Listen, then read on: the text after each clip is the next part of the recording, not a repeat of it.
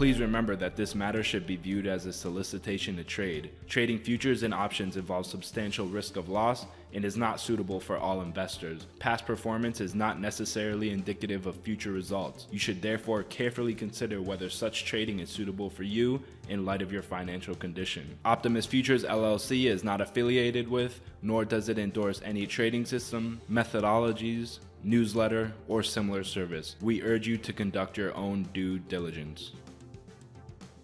Now, here's your host, founder and CEO of Optimus Futures, Matt Zimberg. Hey guys, it's Matt Z from the Optimus Futures studios. Today I have a question for you. It's not a trick question, it's a true question.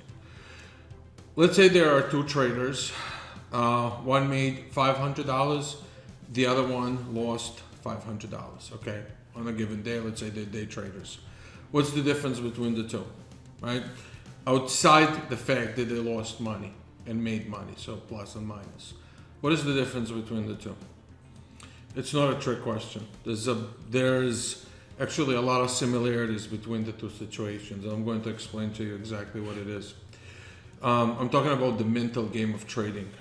The person who lost $500 is going to try and make it back, and that's his challenge, right? His mental challenge is to make it back. So it's not only a financial challenge, it's also a mental challenge, because sometimes it holds you back mentally.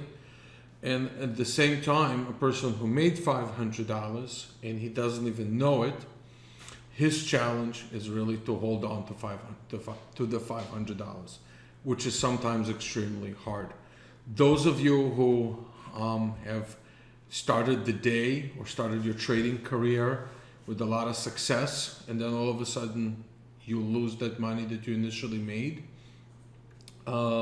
there's a reason for it. And the reason for it is because when you make the money, you want to make more, right? So you end up doing a lot of things that in the end sabotage you, and you just don't even know it.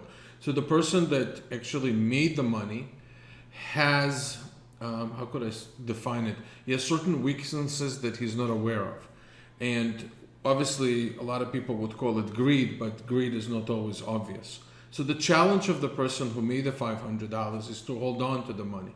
So this is your challenge also as a net P&L positive trader. Your challenge is just to hold on to the money.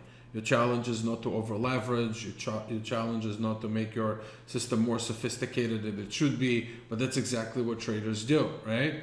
So traders who make money will make it more sophisticated. And what I mean more sophisticated is by adding more indicators, trying to leverage more, try to trade the same method on different markets, which might not even work. So remember, in this game, even though you make money, right, you don't want to go to a place in your head where you say this is so easy and make yourself a weak trader that way. The person who lost $500, on the other hand, he's trying to make it back.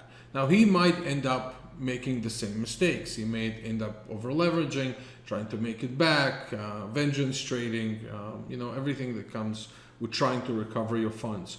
But I just wanted to at least emphasize to you that there are two spectrums here, right? There's the winning spectrum and there's the losing spectrum, and each one of them has its own challenges.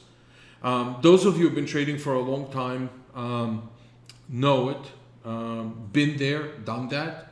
So let's try and find solutions to all of that. So my previous podcast was about qualitative and quantitative trading, basically, following your plan and making sure that you execute it right. But then when you have the wins and the losses, just be aware that mentally you always have to treat them kind of the same, as an absolute value, because whether you're winning or whether you're losing, you don't want to make sudden changes in your trading plan that would cause you further losses or lose your gains, right? So treat everything as an absolute value.